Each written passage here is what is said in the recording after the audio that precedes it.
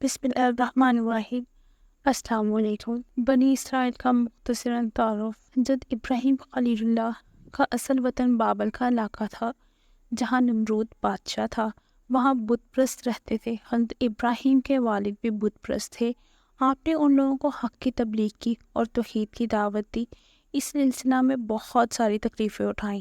ان کی پوری قوم دشمن ہو گئی، یہاں تک کہ ان کو آگ میں بھی ڈال دیا گیا۔ ان کی ایک بیوی کا نام سارہ تھا، جو ان کے چچا کی لڑکی تھی۔ ایک بیوی کا نام ہاجرہ تھا۔ حضرت سارہ سے حضرت اسحاق پیدا ہوئے اور حضرت ہاجرہ سے اسماعیل علیہ السلام پیدا ہوئے۔ حضرت ہاجرہ وہی ہیں جنہیں مکہ معظمہ کے چٹیل میدان میں محکمہ الہی چھوڑ دیا تھا۔ اس کے ساتھ حضرت اسماعیل بھی موجود تھے، جو اس وقت گود میں تھے۔ مکہ معظمہ کے بالکل ابتدا آباد کرنے والے یہی دونوں ماں بیٹا تھے۔ حضرت اسحاق اور حضرت اسماعیل علیہ السلام کے علاوہ بھی حضرت ابراہیم کے لڑکے تھے۔ حضرت اسحاق کے فرزند یعقوب علیہ السلام تھے، جن کا لقب اسرائیل تھا۔ ان کی اولاد کو بنی اسرائیل کہا جاتا ہے، اور ان کے فرزند حضرت یوسف کو بھائیوں نے کنویں میں ڈال دیا تھا۔ حضرت یعقوب کے 12 بیٹے تھے۔ بنی اسرائیل علیہ السلام مصر میں کیسے آئے؟ حضرت یعقوب علیہ السلام کے 12 بیٹے تھے، جو حضرت یوسف علیہ السلام کے زمانہ اقتدار میں مصر میں جا کر رہنے لگی تھی۔ حضرت یوسف علیہ السلام کی وفات ہو گئی، تب بھی یہ لوگ مصر میں ہی رہتے رہے۔ پشتن پشتہا وہاں رہنے سے ان کی نسل بہت زیادہ ہو گئی۔ 12 بھائیوں کی اولاد 12 قبیلوں میں تبدیل ہو گئی۔ مجموعی حیثیت سے ان کی تعداد 6 لاکھ تک پہنچ گئی۔ ان لوگوں کا اصل وطن کنعان تھا، جو فلسطین کا علاقہ تھا۔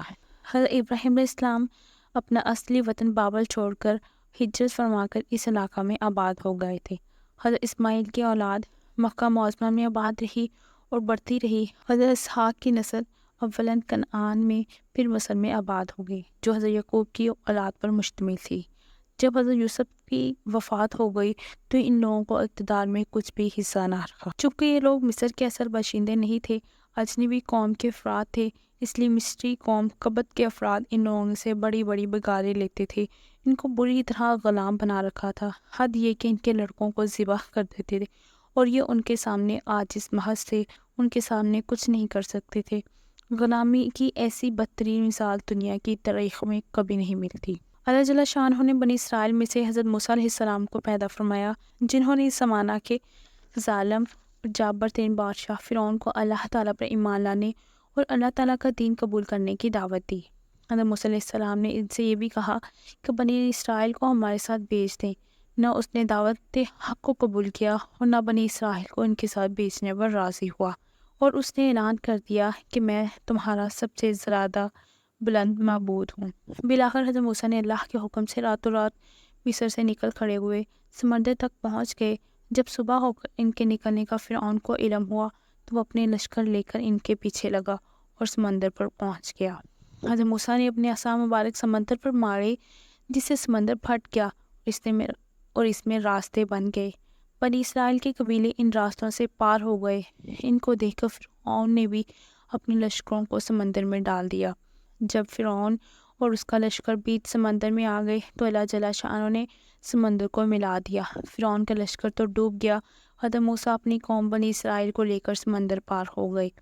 فرعون بھی اس عظیم حادثے میں غرق ہوا اور مر گیا، مگر اللہ تعالیٰ نے اس کی لاش کو محفوظ رکھا، جو اب بھی مصر کے عجائب گھر میں پڑی ہوئی ہے۔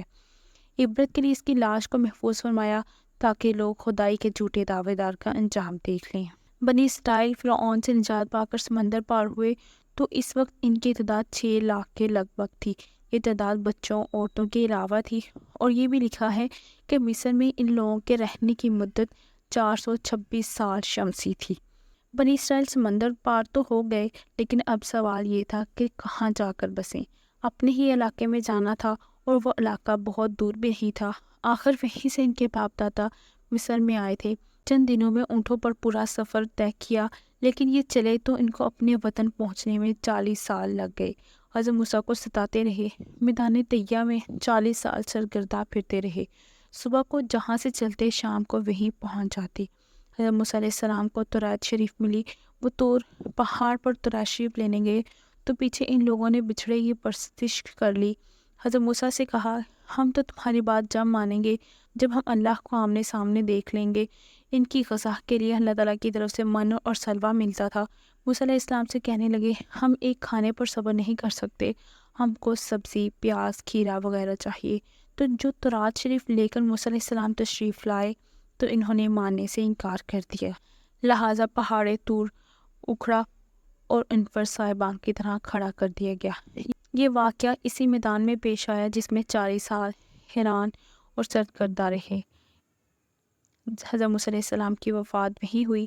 ان کی وفات کے بعد حضرت یوشع بن نون علیہ السلام کے زمانے میں ان کا علاقہ فتح ہوا، بیت المقدس میں داخلہ نصیب ہوا اور ان کو حکم ہوا کہ عاجزی کے ساتھ خطاؤں کی معافی مانگتے ہوئے عاجزی کے ساتھ داخل ہوں۔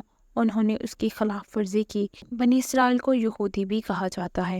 یہودی مدینہ منورہ میں کب آئے؟ اس کے بارے میں لکھا ہے کہ وطن بیت المقدس کو جب بخت نصر بادشاہ نے منہدم کر دیا، وہاں کے رہنے والوں کو جلا وطن کر دیا، بنی اسرائیل میں بہت سے لوگوں کو قید کر لیا، تو ان میں سے ایک جماعت نے حجاز کی طرف رخ کیا اور ان میں بعض وادی القریٰ میں اور بعض طیہ اور بعض مدینہ منورہ میں آ کر مقیم ہو گئے۔ یہاں پہلے سے کچھ بنی جرہم کے اور کچھ بقایا عمالقہ کے آباد تھے۔ انہوں نے کھجوروں کے باغ لگا رکھے تھے، کھیتیاں کرتے تھے۔ یہودی ان کے ساتھ ٹھہر گئے اور گل مل کر رہنے لگے۔ پھر یہ بڑھتے رہے اور بنی جرہم اور عمالقہ کم ہوتے رہے، یہاں تک کہ ان کو یہودیوں نے مدینہ منورہ سے نکال دیا اور مدینہ منورہ پوری طرح ان کے تسلط میں آ گیا۔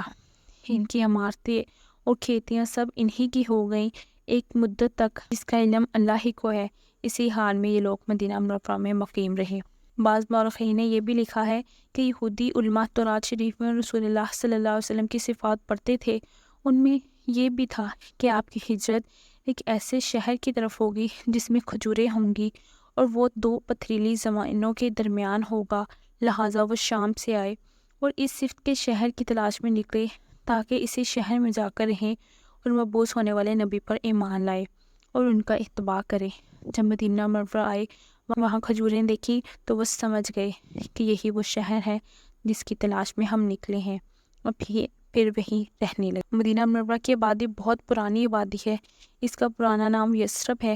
رسول اللہ صلی اللہ علیہ وسلم کی ہجرت فرمانے کے بعد اس کا نام مدینہ الرسول اور طیبہ معروف ہو گیا۔ المدینہ نیز المدینہ المنورہ کے نام کی زیادہ شہرت ہو گئی۔ یہودیوں کے مدینہ منورہ میں آ کر بسنے کے سال کے بعد یمن کے 2 قبیلے اوس اور خزرج بھی مدینہ منورہ آ کر آباد ہو گئے۔ جب حضرت محمد صلی اللہ علیہ وسلم نے ہجرت فرما کر تشریف لائے تو مدینہ منورہ میں 3 قبیلے یعنی بنی نذیر، بنی قریظہ اور بنی قینقاع اور 2 قبیلے یمن سے آ کر آباد ہونے والوں یعنی اوس اور خزرج یہاں موجود تھے۔ یہی دونوں قبیلے ہیں جو بعد میں انصار بنے۔ یہ دونوں قبیلے بت پرست تھے، آپس میں بھی ان کی لڑائیاں ہوتی تھی، یہودیوں سے بھی جنگ ہوتی رہتی۔ یہودی اہل کتاب تھے، اہل علم سے سمجھتے تھے۔ جب یمن کے ان دونوں قبیلوں سے ان کی لڑائی ہوتی تو کہا کرتے تھے کہ ایک نبی مبعوث ہونے والا ہے، ان کا زمانہ آئے گا، ہم ان کی اتباع کر کے اور ان کے ساتھی بن کر تمہارا ناز کھو دیں گے۔ حج کے موقع پر پہلی ملاقات میں جب سرور عالم صلی اللہ علیہ وسلم نے اوس اور خزرج کے چند افراد پر اپنی دعوت پیش کی تو یہ لوگ آپس میں کہنے لگے کہ تو وہی نبی معلوم ہوتے ہیں جن کی تشریف آوری کی خبر یہودی دیا کرتے تھے اور ہمیں دھمکیاں دیا کرتے تھے کہ نبی آخر الزمان تشریف لائیں گے تو ہم ان کے ساتھ مل کر تمہیں قتل کر دیں گے۔ ایسا نہ ہو کہ وہ لوگ آگے بڑھ جائیں، لہٰذا ہمیں یہ دین قبول کر لینا چاہیے۔ چنانچہ حضرات مسلمان ہو گئے۔ مدینہ منورہ آ کر انہوں نے اسلام کی تبلیغ شروع کر دی۔ انصار کے دونوں قبیلے میں اسلام پھیل گیا۔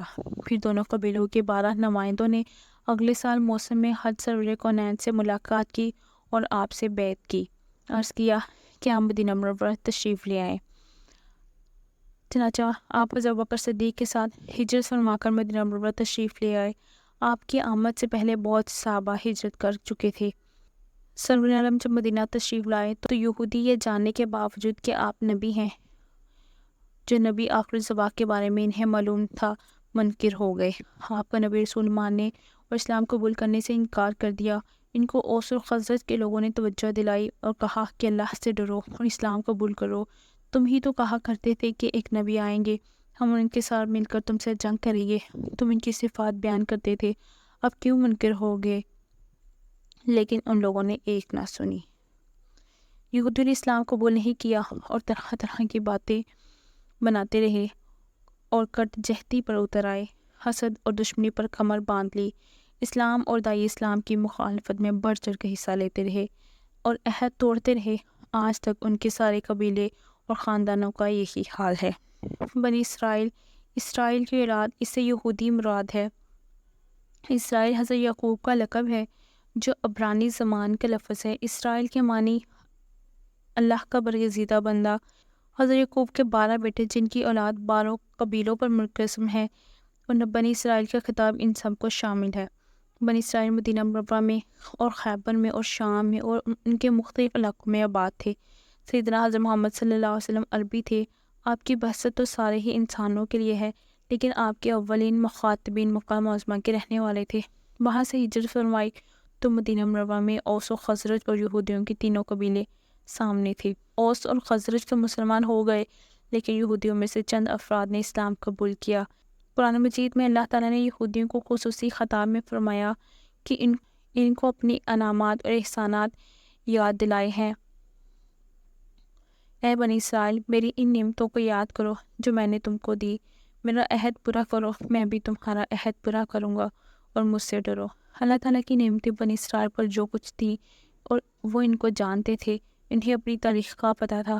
قرآن مجید میں ان نعمتوں کا تذکرہ فرماتے ہیں، یہود کو نصیحت کی ہے کہ وہ اللہ کے آخری نبی پر ایمان لائیں۔ سیدنا حضرت محمد صلی اللہ علیہ وسلم کی نبوت کے دلائل بھی ہیں، کیونکہ آپ نے کسی سے نہیں پڑھا ہے، اہل کتاب کی صحبت نہیں اٹھائی تھی۔ یہ واقعات آپ کو کہاں سے معلوم ہوئی؟ ان کا جواب صرف یہی ہو سکتا ہے کہ اللہ تعالیٰ نے آپ کو بتایا۔ آپ کو ان چیزوں کی خبر دینا، یہ سب آپ کے معجزات میں شامل ہے۔ جزاک اللہ خیر۔